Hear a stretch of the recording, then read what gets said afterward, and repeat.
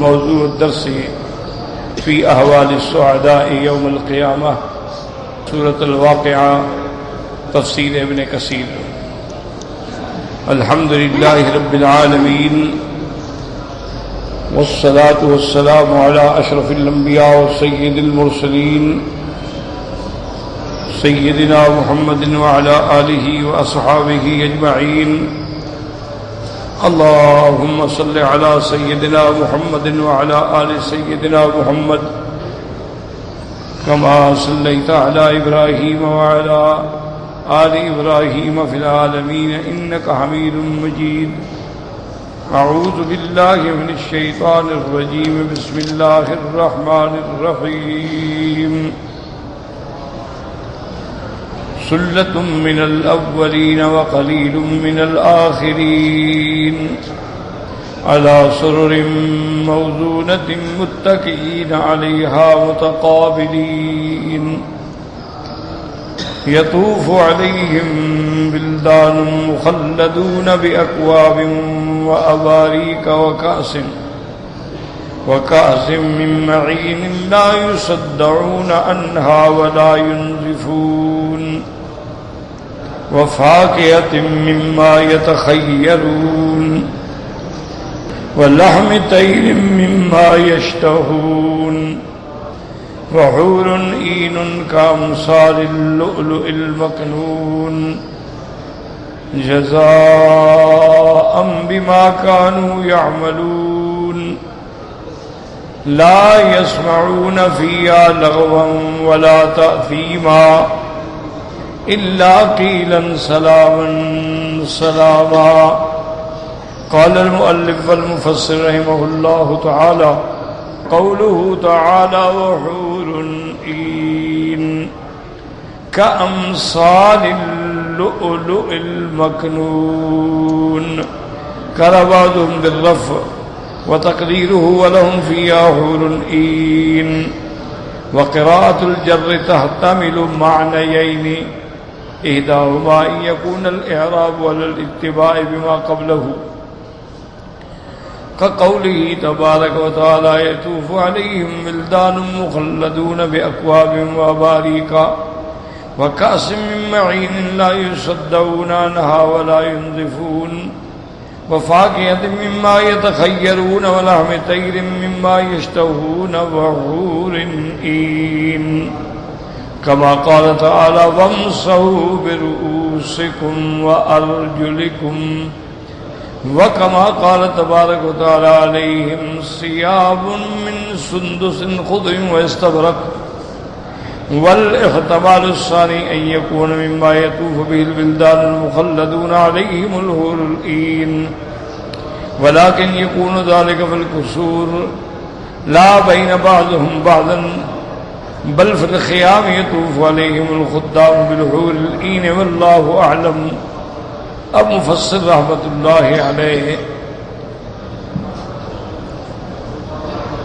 تفسیر فرماتے ہیں کہ اللہ نے فرمایا وحور عین، تو جیسے الحمدللہ آپ پڑھ چکے ہیں حور کا معنی ہوتا ہے سفید رنگ والی عورتیں. عین کا معنی ہوتا ہے بڑی آنکھوں والیاں، یعنی گوریاں بڑی آنکھوں والیاں. کأمثال اللؤلؤ المکنون، جیسے کہ موتی چھپا ہوا اپنے صدف میں. تو موتی جب سیب کے اندر ہوتا ہے تو اس کی چمک دمک جو ہے وہ محفوظ رہتی ہے. اگر اسے آپ باہر رکھ دیں تو ہوائیں آئیں گی، گرد و غبار آئے گا، تو اس کے اندر وہ چمک دمک باقی نہیں رہتی. تو اللہ نے ان کو ایسا محفوظ رکھا ہے کہ یہ موتیوں کی طرح صفا میں چمکتی ہوں گی. اب مسئلہ ہے علماء نحو کا کہ وحور عین، یا تو اس کو رفع کے ساتھ پڑھا جائے یا ایک قرات ہے وحور عین، یعنی حور پر جر پڑھی جائے. تو یہ دو قراتیں ہیں علماء قواعد کے نزدیک. اگر ہم اس کو پڑھیں گے رفع کے ساتھ کہ وحور عین، تو اس کا مطلب یہ ہوگا کہ اصل عبارت یہ ہوں گی وَلَهُمْ فِيهَا حُورٌ عین، یعنی یہاں مبتدا محذوف ہوگا اور یہ خبر بنے گی اور کلام مقدر ہوگا کہ حور عین کیا بنے، یعنی ولہم حور عین بس۔ اور دوسرا بعض قراء نے جو اس کو زیر سے پڑھا ہے وحور عین، تو اس میں پھر دو احتمال ہیں۔ ایک احتمال تو یہ ہے کہ پچھلی آیات جو چلی آ رہی تھی اسی اعراب کے ہم اس کو تابع کر دیتے ہیں، کہ جیسے اللہ فرماتے ہوئے یطوف علیہم ولدان مخلدون باکواب واباریک وکاس من معین لا یصدعون عنہا ولا ینزفون وفاکہۃ مما یتخیرون ولحم طیر مما یشتہون وحور عین۔ اس کا تعلق جو ہے سابقہ آیات کے ساتھ ہے، تو اس طرح اس پہ جر پڑی گئی۔ جیسے اللہ فرماتے ہیں وَامْسَحُوا بِرُؤُوسِكُمْ وَأَرْجُلِكُمْ، تو وہ بھی سابقہ اس سے۔ جیسے اللہ فرماتے ہیں عَلَيْهِمْ ثِيَابٌ مِّن سُنْدُسٍ خُضْرٍ وَإِسْتَبْرَقٍ بس۔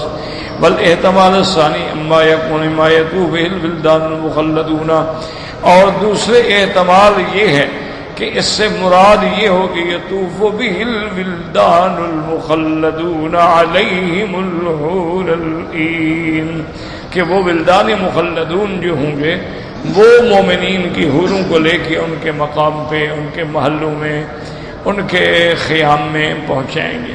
اب فرماتے ہیں ولیکن یکون ذلک فی القصور، اب مفسر فرماتا ہے یہ یطوف علیہم ولدان المخلدون کا معنی یہ ہے محل کے اندر، محل کے باہر نہیں، کیونکہ پورے عین جو ہے وہ تو محفوظ ہیں، فی الخیام ہیں، اور اللہ پاک نے بیان فرما دیا ہے ان کے بارے میں لا بین بعضہم بعضا، یہ نہیں کہ لوگوں کے سامنے وہ آئیں گی، بل فی الخیام، خیموں کے اندر، یطوف علیہم الخدام بالحور العین، تو وہ خادم جو ہیں ان کو لے کر مومن تک پہنچائیں گے۔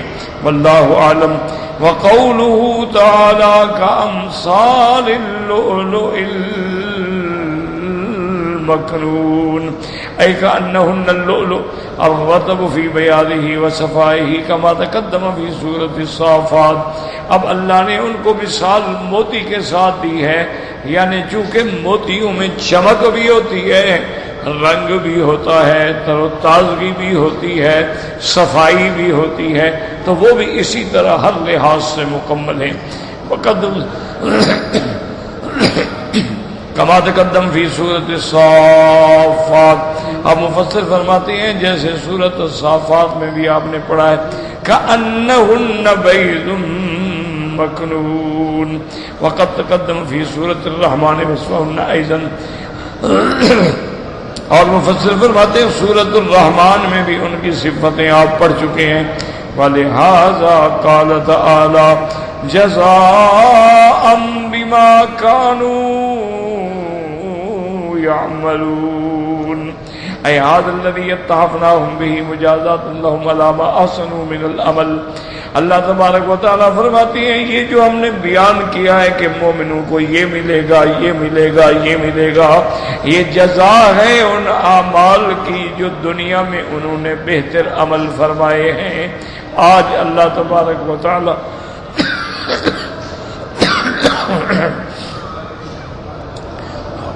اللہ تبارک و تعالیٰ ان کو ان کے اعمال کا بدلہ عطا فرمائیں گے۔ ثم قال تعالیٰ لا يسمعون فيها لغوا ولا تأثيما إلا قيلا سلاما سلاما، أي لا يسمعون في الجنة كلاما لاغيا أي عبثا خاليا عن المعنى أو مشتملا على معنى حقير أو ضعيف، كما قال تعالی لا تسمعوا فیہا لاغیہ، اے کلمۃ لاغیہ۔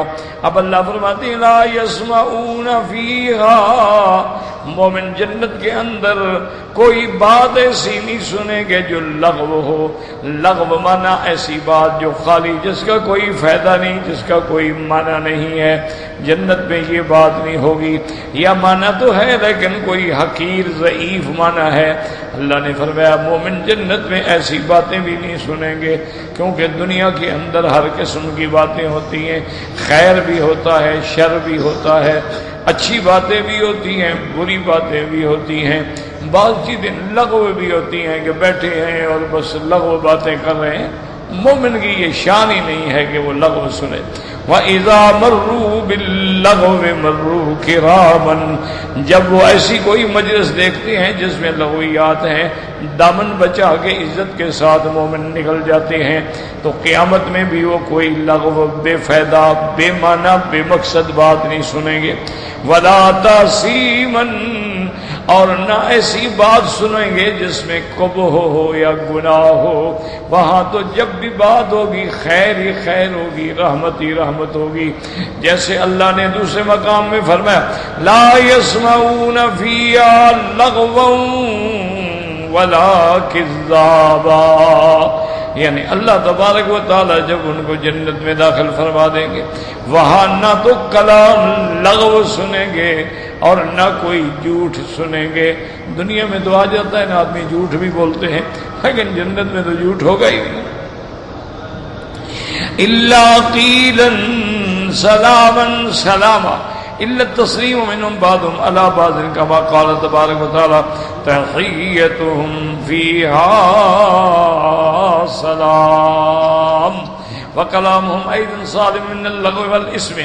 اب اللہ فرماتے ہیں کہ مگر سلامن سلاما کیا معنی، یعنی ان کا کلام جو ہے وہ ہر لغو سے اور گناہوں سے سالم ہوگا.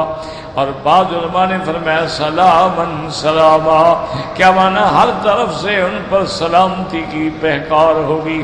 مومن آپس میں ملیں گے تب بھی سلام، تحیتهم یوم یلقونہ سلام، آپس میں بھی سلام. اسی طرح فرشتے بھی آگے سلام کہیں گے.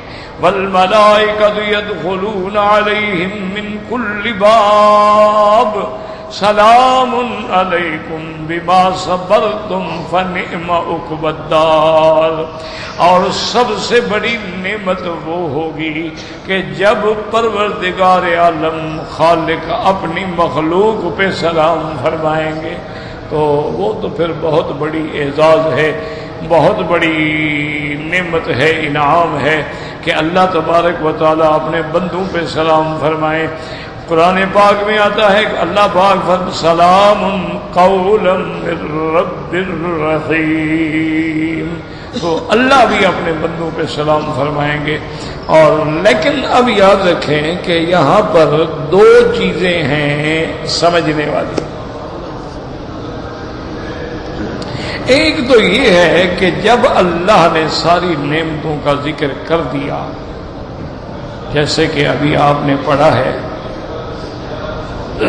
یطوف علیہم ولدان مخلدون باکواب واباریک کاس لا یصدعون عنہا ولا ینزفون فاکہۃ مما یتخیرون ولحم طیر مما یشتہون وحور عین کامثال اللؤلؤ المکنون. تو وہاں فرما دیا جزاء بما کانوا یعملون، یہ سارا بدلہ ہے تمہارے اعمال کا جو تم نے دنیا میں کیے. ایک بات تو یاد رکھو کہ یہ کہنا جو ہے یہ بھی اللہ کا کرم ہے. بات سمجھیں کیا مانا، ورنہ ہمارے اعمال تو اس قابل بھی نہیں ہے کہ ہمیں اتنے بڑے انعامات سے نوازا جائے. اور پھر ہمارے اعمال جو ہیں وہ بڑے محدود ہیں. مثلا 100 سال بھی عمر ہو تو 15 سال تو بالغ ہونے سے پہلے کے نکل گئے جس میں نماز فرض ہی نہیں. اچھا پھر 15-20 سال بوڑھا ہو گیا، اب ہمت ہی نہیں. تو کتنا ہم نے محنت کی ہے جس کا اتنا بڑا بدلہ ملے کہ آدمی ساری زندگی ہمیشہ ایسی جنت میں داخل ہو، نہ نعمتیں ختم ہوں، نہ جنت ختم ہو، نہ مومن پر موت آئے. یعنی ہم نے تو فانی چیزیں تھیں نا، لیکن اللہ نے ہمیں انعام تو باقی دیا. ہم نے عمل کیا، ختم ہو گیا. ہم نے دنیا میں اچھے کام کیے، ختم ہو گئے. لیکن اللہ نے ہمیں جو نوازا ہے تو وہ ایسی نعمتوں سے نوازا ہے جو ہمیشہ دائمی ہے، کبھی ختم نہیں ہو. ایک بات تو یہ سمجھے. اور پھر اللہ فرمائے کہ نہیں یہ تو تمہارے عمل کی جزا ہے، تو یہ اس کا کرم ہے. ہمارا عمل کیا ہے؟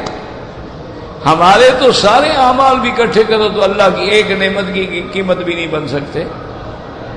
دیکھو نا، ہم سانس لیتے ہیں، یہ سانس رک جائے بات ختم. جب سانس کو جاری رکھنے کے لیے دیکھا نہیں آدمی کتنا ہسپتال لے جاؤ، اس کو جناب فوری طور پر آکسیجن پہنچاؤ، ماسک چڑھاؤ، ڈاکٹر بھاگ رہے ہیں، آئی سی یو میں پڑا ہوا. ایک سانس کی ہی بات ہے، ہم تو ایک سانس کی قیمت بھی ادا نہیں کر سکتے. تو پھر بھی تو اصل بات یہ ہے سمجھو کہ یہ شان والوں کی شان ہوتی ہے کہ بادشاہ بھی جب کسی غلام پر انعام دیتے ہیں، اس کو تحائف دیتے ہیں، تو کہتا ہے جناب میں تو اس لائق نہیں تھا، آپ کا کرم ہے. نہیں بھائی نہیں، تم اس کے مستحق ہو، نہیں تمہارا حق بنتا ہے. تو یہ کہنا جو ہے یہ بھی کرم ہے بادشاہ کا، ورنہ ہمارا کیا حق بنتا ہے. تو یہ کہنا جو ہے یہ بھی انعام ہے کہ اپنے بندے کو کہا جائے بھئی ہم تو تمہارے اعمال کی جزا دے رہے ہیں نا، جو تم نے دنیا میں اچھے کام کیے تھے آج ہم اس کا جزا دے رہے ہیں. تو یہ کہنا جو ہے یہ بھی کرم ہے. ایک بات کو یاد رکھیں، کیونکہ اللہ تبارک و تعالیٰ کی وہ ایک تاریخ میں واقعہ آتا ہے کہ ہارون الرشید شکار کھیل رہا تھا، بادشاہ تھا اور بڑا اچھے لوگوں میں گزرا ہے، جس نے علماء کی، دین کی، اہل علم کی، محدثین کی، فقہاء کی بڑی عزت کی ساری زندگی. ایک تو ہوتا ہے نا مجبور ہو کے تو مولویوں کی سب عزت کر لیتے ہیں، ایک ہوتا ہے دل سے کسی کی عزت کی جائے، وہ ان لوگوں میں تھے.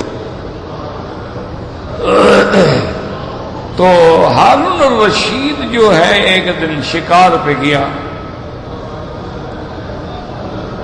اور بڑا عجیب ایک دن واقعہ ہوا کہ ہارون الرشید کی جو ملکہ تھی زبیدہ بیگم، جس نے یہ نہر بنائی مکے والوں کے لیے، عین زبیدہ،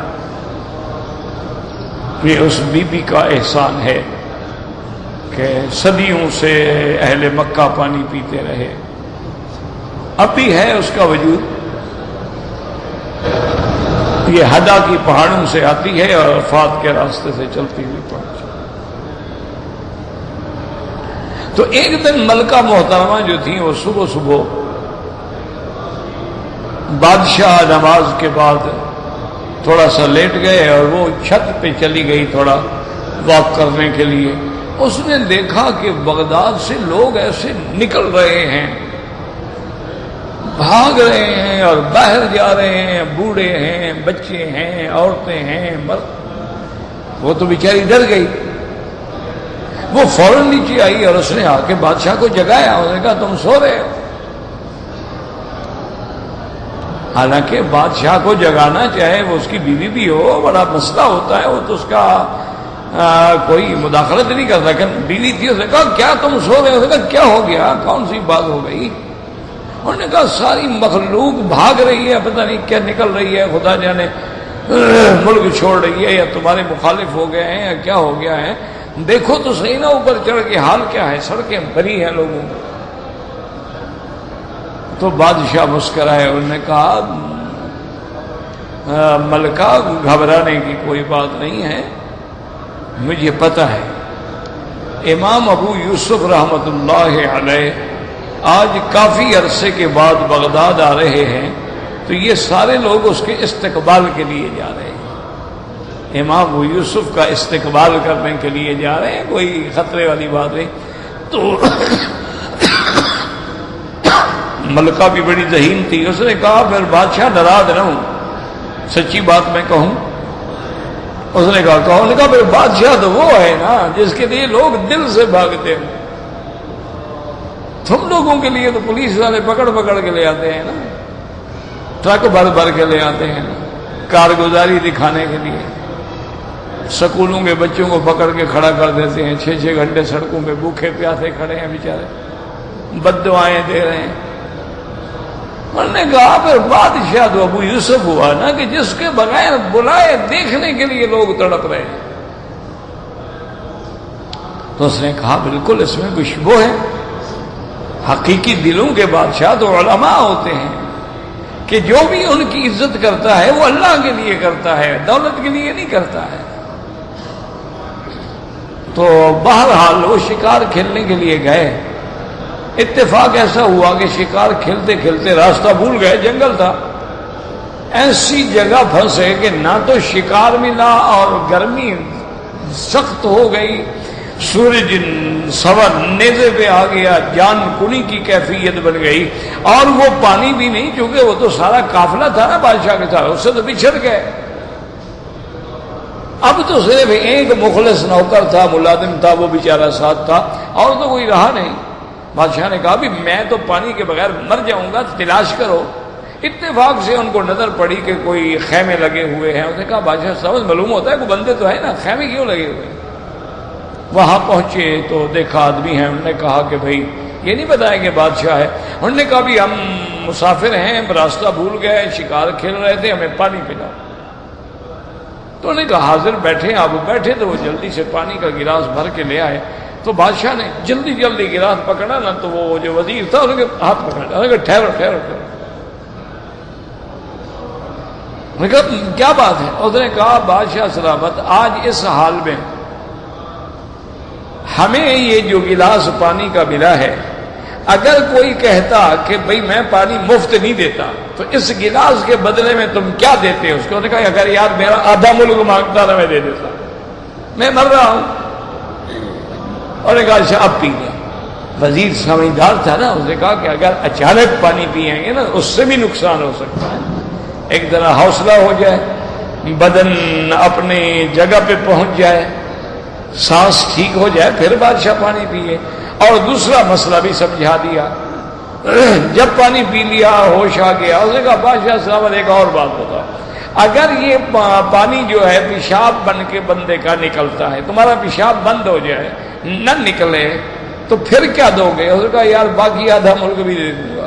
تو اس نے کہا پھر قیمت کا اندازہ کر لو کہ تمہاری ساری اس طاقت کی قیمت کیا ہے؟ ایک گلاس پانی کہ اندر جائے تب بھی تم ادا نہیں کر سکتے ہو اللہ کا شکر, اور باہر نکلے تب بھی اللہ کا شکر ادا نہیں کر سکتے. یہ تو میرا بھائی ہم چلے جاتے ہیں نا, کھا لیا پی لیا, حمام چلے گئے, ان سے پوچھو نا جو بیچارے کا ایک ایک قطرہ نکلتا ہے, حمام میں بیٹھے ہوئے چیخ رہے ہوتے ہیں, اس کو پتا ہوتا ہے نا کہ تکلیف کیا ہے. تو ہم تو اللہ کی نعمتوں کا کچھ شکر ادا کر ہی نہیں سکتے. لیکن یہ پھر بھی شان ہے نا کریم کا, ہوگا تو نہیں بھائی ہم آپ کو آپ کے اعمال کا بدلہ دے رہے ہیں.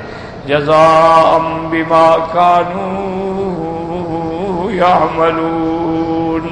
جیسے دوسری جگہ فرمایا کلوا واشربوا ہنیئا بما اسلفتم فی الایام الخالیہ. اللہ حکم دیں گے میرے بندے اب جنت میں کھاؤ پیو رج رج کے, کھاؤ پیو رجتا بستا, چونکہ دنیا میں تم نے میرے حکم پہ بھوک برداشت کی ہے, پیاس برداشت کی, روزے رکھے گرمی کے اندر, آج اس کا بدلہ لو, کھاؤ پیو ہم تمہیں دے رہے ہیں. اسی لیے اللہ نے فرمایا ہم تمہیں حوریں دیں گے. تم نے اپنے آپ کو زنا سے بچایا, تم نے اپنے آپ کو گناہوں سے بچایا, تو آج بدلہ لے لو نا پھر. اس لیے میرے آقا کی رحمت دو جہاں سیدنا محمد مصطفیٰ صلی اللہ علیہ وسلم کی صحیح حدیث ہے.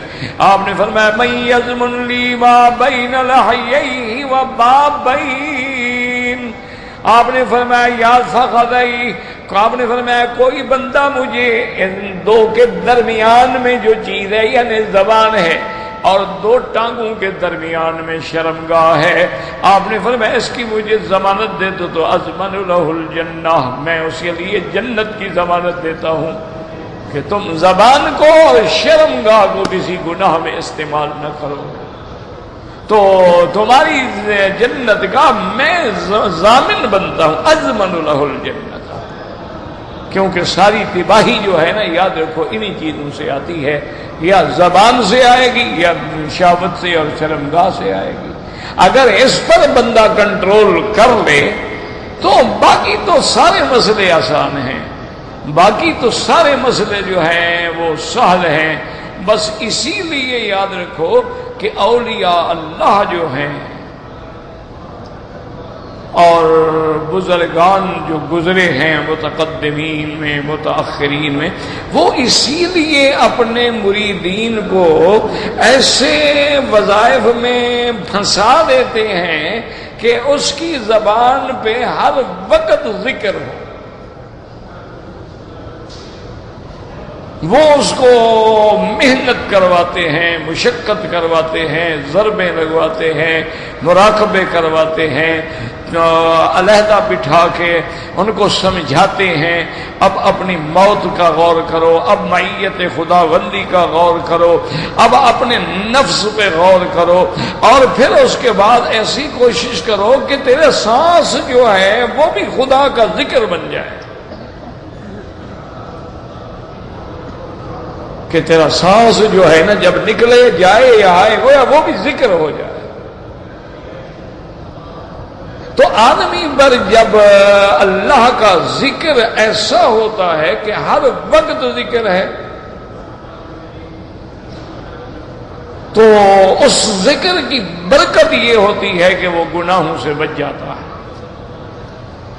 کہ ہر وقت زبان پہ ذکر ہے۔ الذین یذکرون اللہ قیاما وقعودا وعلی جنوبہم، کھڑے ہیں ذکر ہے، بیٹھے ہیں ذکر ہے، لیٹے ہیں ذکر ہے۔ وہ ہمارے ہاں ایک حافظ ہوتے تھے، فوت ہو گئے، اللہ ان کی قبر پہ رحمت فرمائے، تو وہ قرآن پاک اتنا پڑھتا تھا کہ وہ کہتا کہ میرے لیے بیت الخلاء میں حمام میں اپنی تقاضا پورے کرنے کے لیے بیٹھنا مشکل ہو جاتا ہے۔ وہ بیچارہ یوں زبان پکڑ کے بیٹھتا ہے، اور کہتا ورنہ وہاں بھی قرآن جاری ہو جاتا ہے۔ زبان پہ قرآن ایسا چڑھا ہوا ہے کہ میں جس حال میں بھی بیٹھا بس قرآن شریف چل رہا ہے، اب میں حمام میں کیسے قرآن پڑھوں؟ تو اس لیے وہ بیچارہ ڈر کے مارے زبان پکڑ کے بیٹھا رہتا تھا کہ کوئی اللہ کے قرآن کا لفظ نہ آ جائے۔ تو یہ جب کیفیتیں بن جاتی ہیں نا، یاد رکھو پھر اللہ تعالی کی رحمتیں ہوتی ہیں، اور پھر اللہ زبان میں ذکر میں تاثیر پیدا کر دیتے ہیں۔ تم ذرا تجربہ کرو نا، زیادہ محنت نہ کرو، تو 1 مہینہ تو کر کے دیکھ لو کہ حلال کھانا ہے چاہے سوکھی روٹی ہو،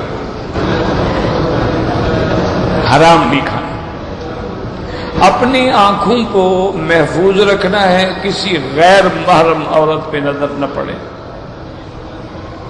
زبان کو محفوظ رکھنا ہے، کوئی گندی بات نہ نکلے، کپڑے جو ہیں وہ حلال کے ہوں، اپنے نہ ہوں کسی سے مانگ کے پہن لو، وہ تمہارے لیے تو حلال ہے نا۔ صرف 1 مہینہ محنت کر کے دیکھو، پھر حال دیکھو کہ اللہ تمہارے زبان میں کیسے اثر آتا ہے، اور پھر تمہارے گھر میں، احوال میں، رزق میں کیسے کیسے انقلاب آتے ہیں۔ حضرت لاہوری رحمت اللہ علیہ، میں نے زیارت کی ہے، لیکن اس وقت زیارت کی جب عقل نہیں تھا، جب عقل آئی تو محروم ہو گئے۔ تو وہ ہمیشہ فرماتے تھے، اور کئی لوگ وہاں 1 نہیں 2 نہیں سینکڑوں نہیں ہزاروں فرماتے بھی، کوئی بندہ آئے فقیر کے پاس آ کے میرے لنگر میں 1 مہینے کے لیے ٹھہر جاؤ، پھر دیکھو تمہاری طبیعت میں انقلاب آتا ہے کہ نہیں آتا ہے۔ وہ کہتے، لوگ کہتے ہیں جی ہم نہیں بدلتے ہیں، انہوں نے کہا آ کے تجربہ کرو نا۔ بڑے بڑے شرابی، بڑے بڑے منشیات کے عادی، بڑے بڑے قاتل، ڈاکو، فاسق، فاجر لوگ گئے، اور جناب 1 مہینے کے بعد یک دم ایسا رنگ چڑھا کے بدل گئے۔ ڈاکو ہے، قاتل ہے، اب ان کے دروازے پہ بیٹھے، بھی تمہارا بندہ مجھ سے قتل ہو گیا تھا، یا دیت لے لو یا میری گردن مار لو، جو مرضی ہے۔ کسی کا پیسہ کھایا تھا اور دروازے پہ جا کے بیٹھے، بھائی میں نے تمہارے پیسے لوٹے تھے، یا تو پیسے لے لو یا مجھے معاف کر دو یا جو سزا دینا چاہتے ہو دے لو۔ ایسا انقلاب آیا کہ وہ بڑے بڑے جو ڈاکو تھے، اتنی اتنی داڑیاں اور سروں پہ پگڑی اور عین سنت کے مطابق نماز، تہجد، اشراق۔ دیکھو نا، ہمیشہ یاد رکھو، ہم تو طالب العلم ہیں نا، تو کسی پیر کو پہچاننا ہو، کسی عالم کو پہچاننا ہو، کسی جماعت کو پہچاننا ہو، تو جیسے تھرمامیٹر رکھ کے بخار دیکھ لیتے ہو نا، اس کا تھرمامیٹر کیا ہے کہ اس کی صحبت میں تمہارے اندر کوئی تبدیلی آئی ہے، تمہارے عقیدے ٹھیک ہوئے، تمہارا عمل ٹھیک ہو رہا ہے، تمہاری شکل سنت کے مطابق جا رہی ہے، تمہارے احوال بدل رہے ہیں، تو سمجھو یہ پیر بھی سچا، عالم بھی سچا، جماعت بھی سچا۔ بس ایک بڑا آسان سا امتحان، اور اگر اس کی صحبت میں رہنے کے باوجود کوئی فرق نہیں پڑا ہے، جیسے پہلے تھے اسی طرح ہے، بلکہ کچھ اور گناہوں میں اضافہ ہو گیا ہے، تو سمجھو یہ پیر نہیں دجال ہے۔ اس کی صحبت میں آ کر میری طبیعت گناہوں کی طرف جا رہی ہے، تو دجال ہوا بھئی، کوئی مرشد تو نہ ہوا۔ مرشد تو وہ ہے نا جو ارشاد کرے حق کا۔ یہ بڑا آسان مسئلہ ہے، کسی جماعت کو 4 دن ساتھ لگا کے چیک کر لو کہ ان کے جانے کے بعد بھی بندے تبدیلی آتی ہے، ان کی شکل، ان کا عمل۔ اسی طرح علماء نے لکھا، تم نے عمرہ کیا، تم نے حج کیا، تو محسوس کرو کہ عمرے کے بعد میرے اندر کوئی تبدیلی آئی ہے، سمجھو عمرہ قبول ہو گیا، نہیں آئی سمجھو مردود ہو گیا، بس کھلی سی بات ہے۔ یہ عمرہ کر لینا یا طواف کر لینا بڑی طواف تو ابو جہل نے بڑے کیے، طواف تو ابھی لہب نے بڑے کیے۔ تم لوگ تو عمرہ کرنے آتے، انہوں نے تو خدا کا کعبہ بنایا تھا، اور وہ زمزم پلاتے تھے اور حجاج کی خدمت کرتے تھے، ان کو سرید کھلاتے تھے، ان کو کھانا کھلاتے تھے، اور حجاج کی خدمت کو اپنا فخر سمجھتے تھے۔ سرید ہاشم مشہور تھی، مورخ لکھتے ہیں کہ 100 اونٹ روز کا ذبح ہوتا تھا، اور پھر سرید بنا کے حاجیوں کی خدمت کی جاتی تھی۔ اچھا، اسی طرح وہ سخی ایسے تھے، رات کو پہاڑ پہ آگ جلا دیتے تھے۔ کیوں آگ جلاتے؟ کوئی مسافر بھولا بھٹکا آگ کو دیکھ کے آ جائے تاکہ ہم اس کو کھانا کھلا سکیں۔ وہ سیدھے جہنم میں گئے، کیا فائدہ ہوا؟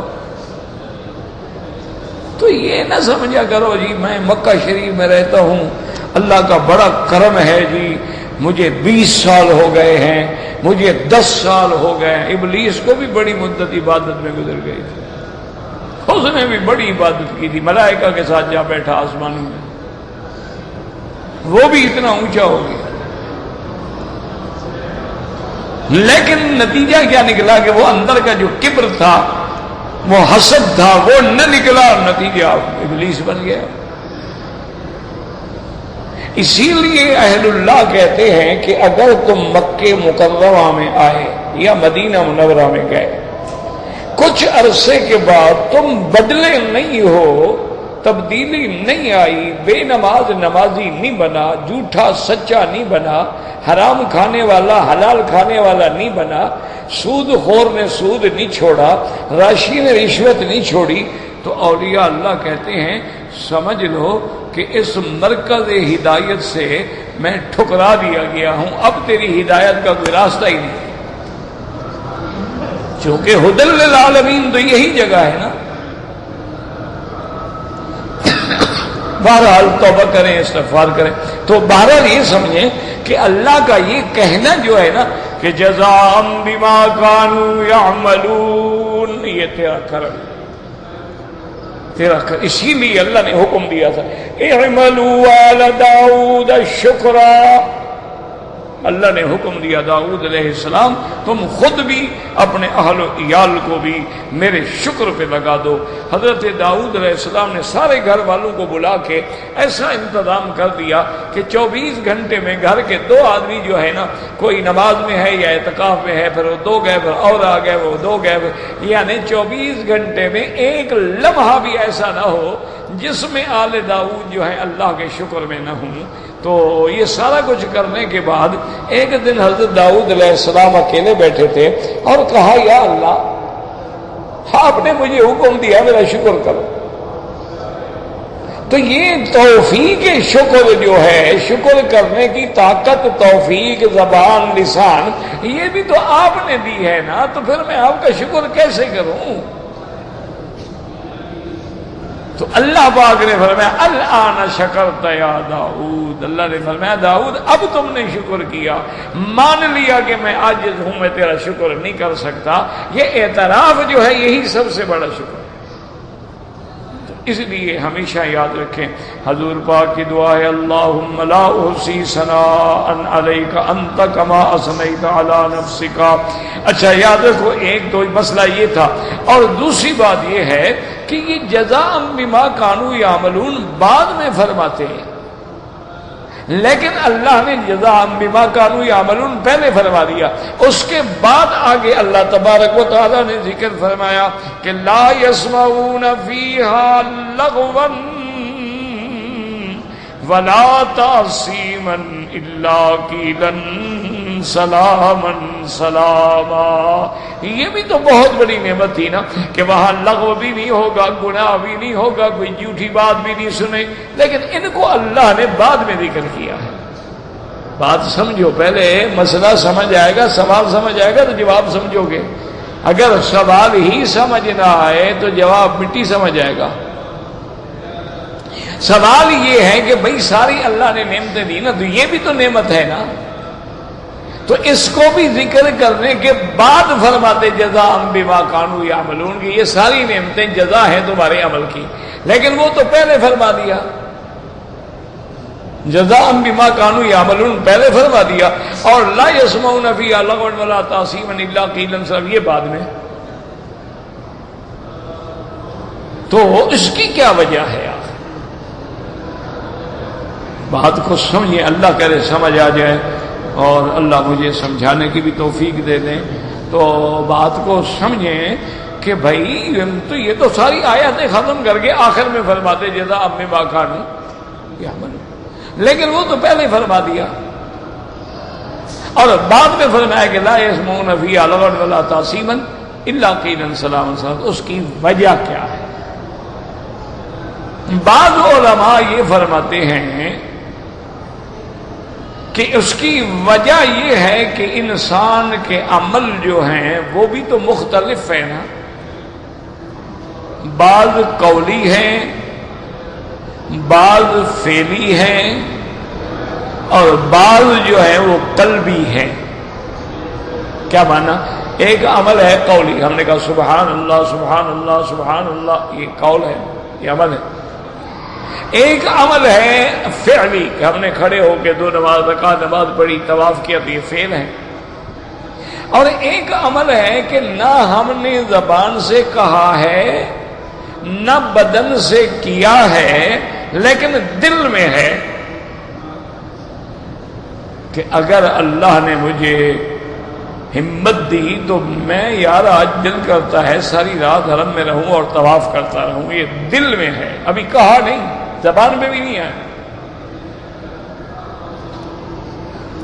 تو علماء نے فرمایا کہ یہی راز ہے کہ اللہ نے فرمایا میرے بندے جو تیرے عمل تھے نا قولی، جب تم کہتے تھے تو کوئی تو سنتا تھا نا، جو تمہارے اعمال تھے فعلی جب تم کرتے تھے کوئی تو دیکھتا تھا نا، آخر اس کا جزا تو ہم نے دے دی، لیکن کچھ باتیں تیرے دل میں تھیں جو کسی کو پتہ نہیں، لیکن میں تو جانتا ہوں نا، اس کا بدلہ اب لے لو،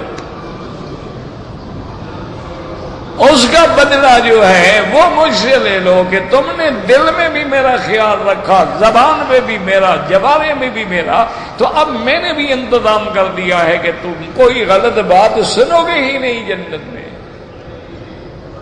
جیسے دنیا میں تم نے اپنے آپ کو بچایا ہے، آج ہم نے تمہیں بالکل محفوظ کر دیا ہے، اور بدلہ کیا دیا ہے؟ سلامن سلاما، ایک جواب یاد رکھو۔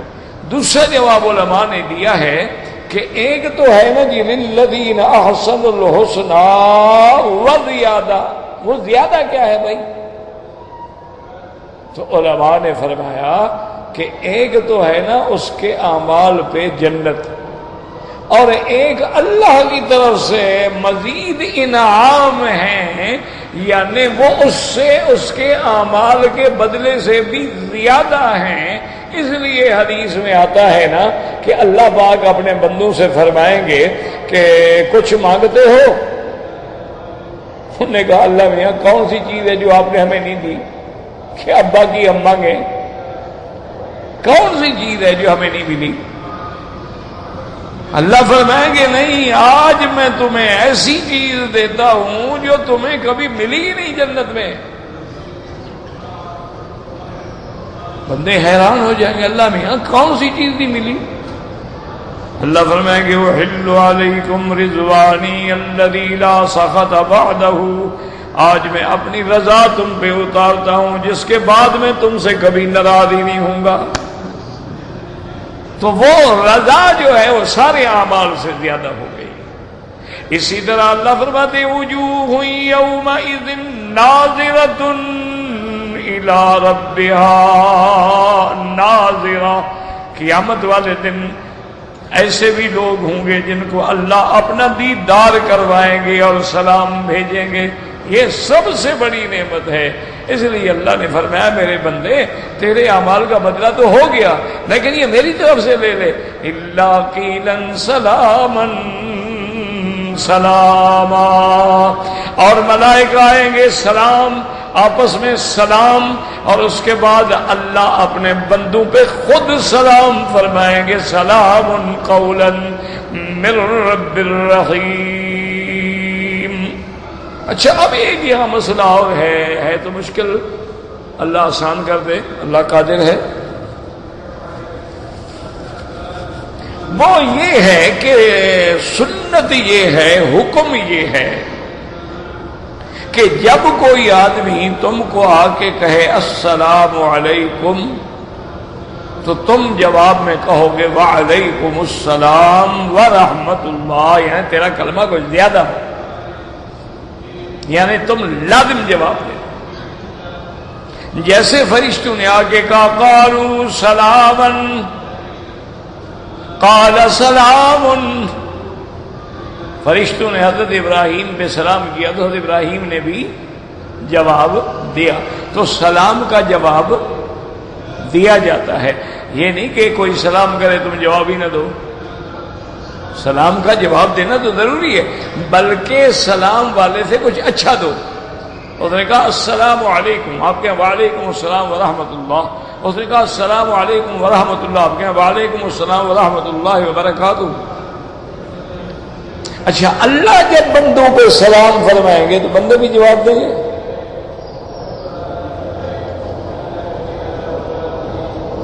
بھائی اللہ تو سلام فرمائیں گے نا، سلام قولا من رب الرحیم۔ اب بندے خدا کو کیسے جواب دیں گے، کیا کہیں گے؟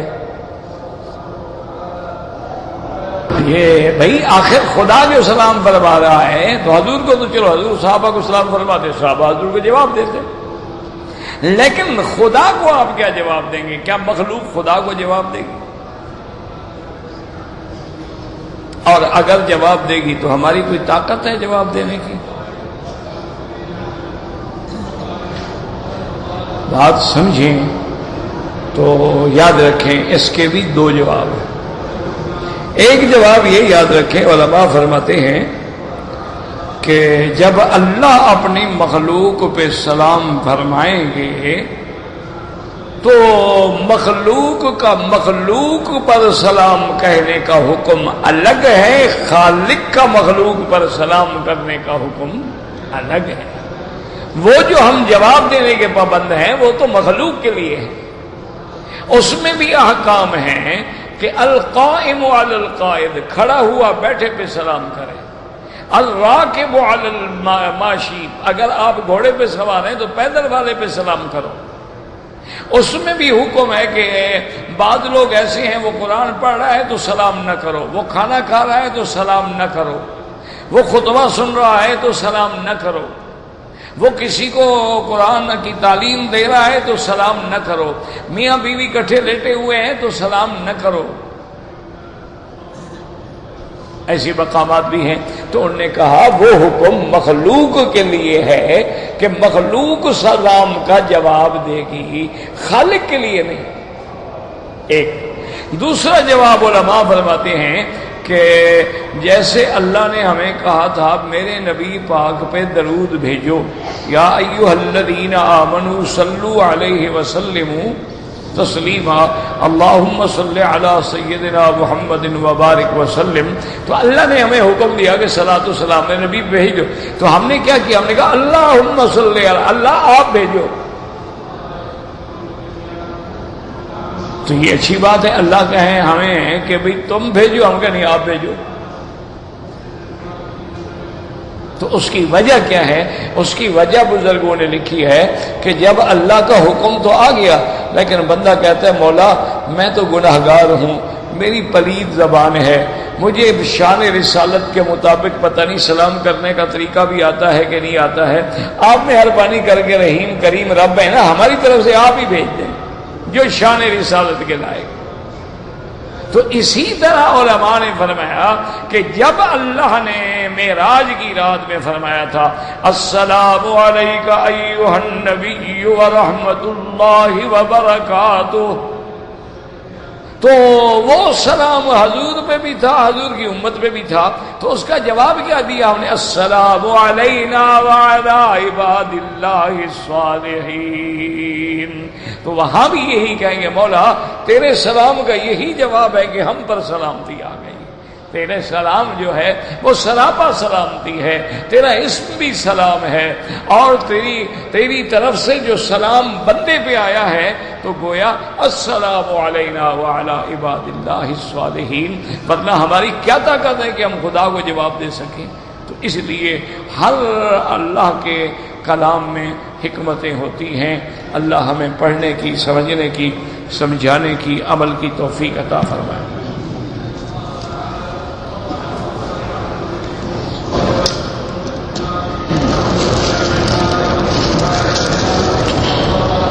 کہتے ہیں جی کہ ایک آدمی نے 3 حاجیوں سے ایام حج میں ان کی بکری حج کی ذبح کرنے کے لیے پیسے لیے تھے اور وہ کھا گیا اور اس نے بکری ذبح نہیں کی، اب شرمندہ ہے۔ ان کا تو نے حج برباد کر دیا، اب تم شرمندہ ہو رہے ہو جناب۔ اچھا شریف آدمی ہے، اسی لیے ہم ہر تقریر میں چیختے رہتے ہیں کہ بابا کسی بندے پر قربانی کا اعتبار نہ کرو۔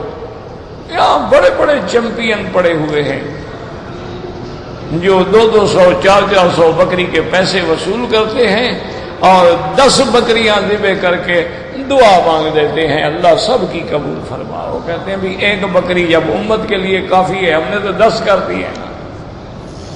فتویٰ دینے والے مولوی بھی موجود ہوتے ہیں کہ ایک بکری کافی ہے سب کے لیے۔ تو بہرحال اب جناب شرمندہ ہے تو فی حاجی اب 2 بکریاں ادا کرے گا، ایک وہ حج والی بکری ہدی اور ایک جرمانے والی بکری۔ اگر اس کو اللہ نے دل میں ڈالا ہے اور وہ اپنا ذمے سے بری ہونا چاہتا ہے تو اب 2 بکریاں ذبح کرے۔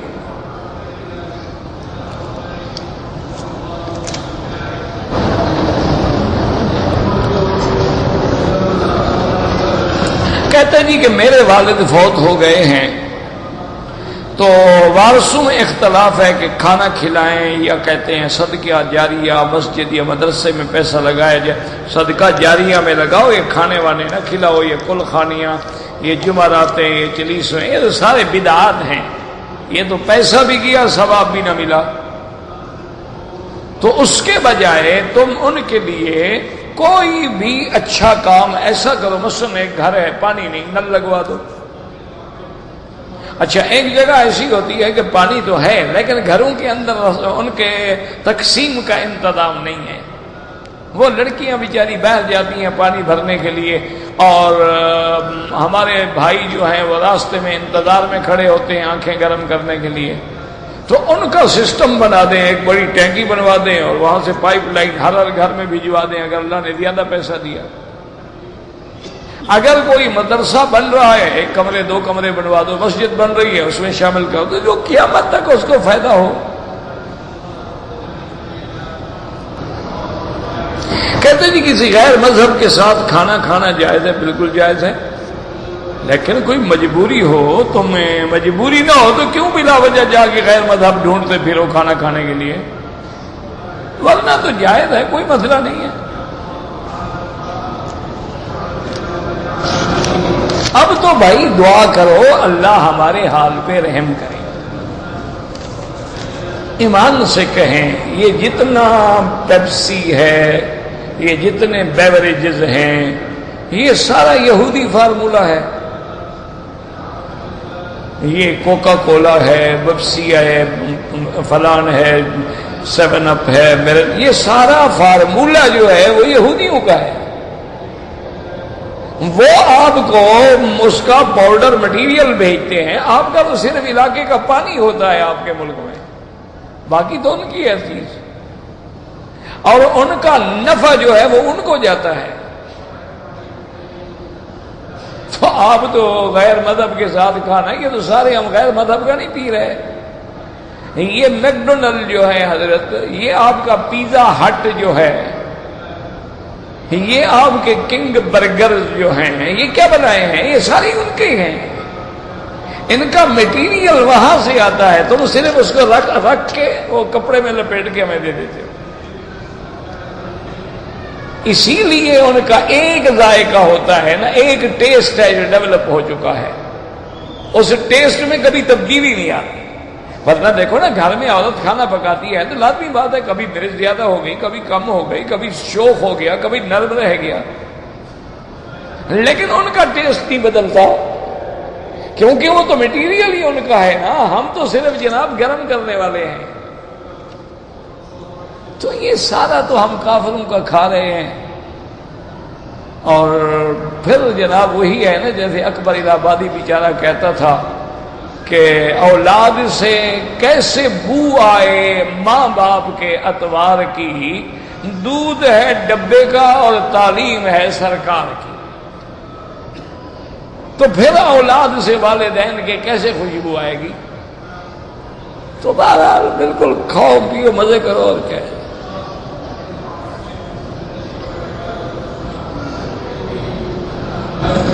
کہتے جی کہ میں نے ایک آدمی نے رقم ایک مسلمان کے پاس امانت رکھی، 2 سال کے بعد آ کے امانت لی، زکوٰۃ دے گا؟ بالکل دے گا، زکوٰۃ کیوں نہیں دے گا؟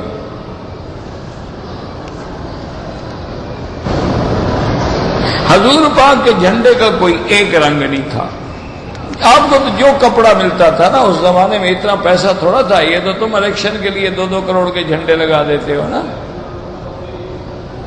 یہ تو حضور کے زمانے، کبھی کبھی تو آپ نے اپنی بیوی کا دوپٹے کو جھنڈا بنا لیا، تھا ہی نہیں تو کیا کریں، کبھی سبز آ گیا، کبھی سرخ آ گیا، کبھی سفید آ گیا، کبھی سیاہ، اور اس میں سیاہ دھاریاں ہوتی تھی، سفید میں سیاہ دھاریاں، تو مختلف ہوتے تھے۔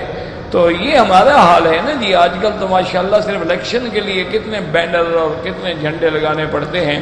ہماری قوم بھی ایسی پاگل ہے، صرف یہ جھنڈے اور بینر کے پیسے ان سے لے لو نا تو تمہاری بھوک تو مٹ جائے۔ کیا آنکھیں نہیں ہیں؟ نہیں سمجھتے یہ کہاں سے آ گیا ہے؟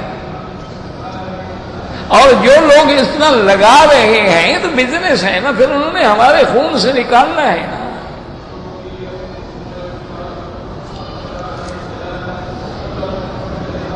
آدمی کو رشتہ دار عورتوں سے کیسے پردہ کرنا پڑے گا؟ جیسے دوسروں سے کرتا ہے۔ یہ کیا مانا؟ رشتہ دار ہو تو پردہ ختم؟ یہ عجیب بات ہے۔ رشتہ دار ہو کوئی ہو، نامحرم نامحرم ہے۔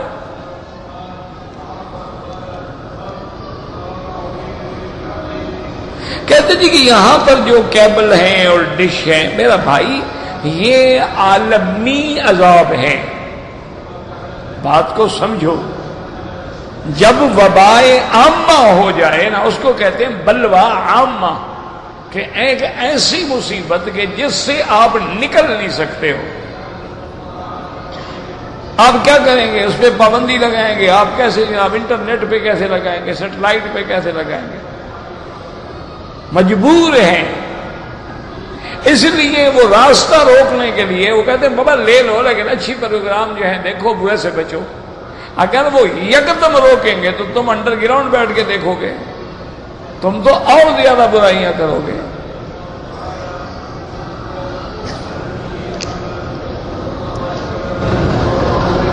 اگر آدمی روزانہ طواف کرتا رہے اور بعد میں ثواب دے، اس کی مرضی ہے. نفلی طواف ہے، جس کو ثواب دے، اکٹھا کرے یا ایک کا دیتا جائے. بے حیائی کرنے والوں کو قتل کر سکتے ہیں؟ بالکل نہیں. ان کو طاقت سے روکو، نہیں ہے طاقت، زبان سے روکو. زبان سے نہیں روکتے، دل سے روکو. کیا بنا؟ ان سے الگ ہو جاؤ. یہ اسلام حکم نہیں دیتا کہ برائی کو روکنے کے لیے ہم خود لوگوں کو قتل کرنا شروع کر دیں. برائی کو روکنے کے لیے اور برائی کا ذریعہ بن جائے، فساد بن جائے.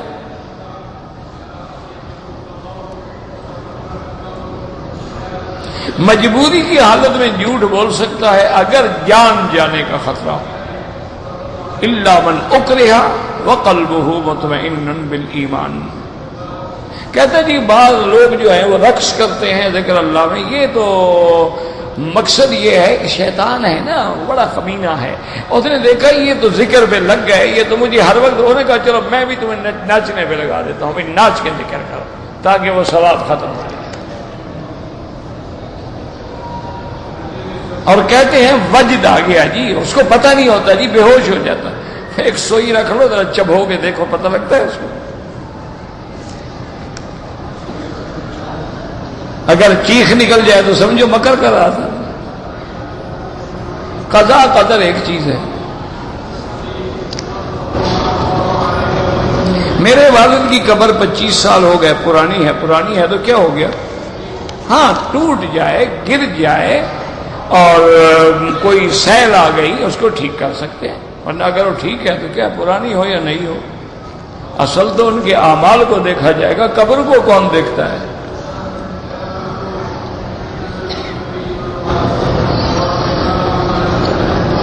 بہرحال اگر آپ کا کوئی انعامی بانڈ نکلا ہے تو یہ پیسے جو ہیں نا غریبوں کو دو، لیکن ثواب کی نیت نہ کرو، کیونکہ یہ انعامی شنامی بانڈ نہیں ہوتا. یہ بھی ایک لاٹری ہے، جوا ہے. تم نے کون سا کام کیا ہے جی اس پہ انعام ملا ہے آپ کو؟ ایک بات مجھے سمجھاؤ نا. انعام کا معنی ہوتا ہے، میں کہتا ہوں کہ 1 میل دوڑ میں جو نکل جائے گا میں اس کو انعام دوں گا. ٹھیک ہے، 1 میل تم دوڑے تو ہو نا، اس میں تم نے کیا کام کیا ہے جی؟ آپ کا نام انعام نکل آیا ہے. آپ نے ایک بانڈ خریدا تھا، وہ قرآن داری میں آپ کے نام لاٹری ہے. اچھا وہ حساب کر لیتے ہیں نا کہ ہم نے 1 لاکھ یا 2 لاکھ دے رہے ہیں. وہ اندازہ لگا لیتے ہیں کہ ہمارا مال بکنے پر ہمیں 10 لاکھ کا نفع آ جائے، اس میں 2 لاکھ اٹھا کے دے دیں گے. وہ پاگل تھوڑے ہوتے ہیں. وہ یہ بالکل حرام ہے. آپ ان سے لے لو لیکن غریبوں کو دو اور نیت ثواب نہ کرو. کھانا کھانے وقت بسم اللہ علی برکت اللہ، علی برکت اللہ تو کہیں نہیں آیا، بسم اللہ الرحمن الرحیم آیا ہے.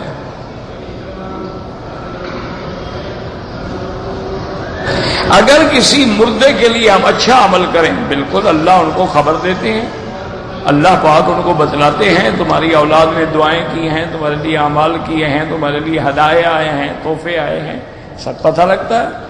ربنا تقبل منا انک انت السمیع العلیم وتب علینا انک انت التواب الرحیم. اللهم فرج هم المهمومین.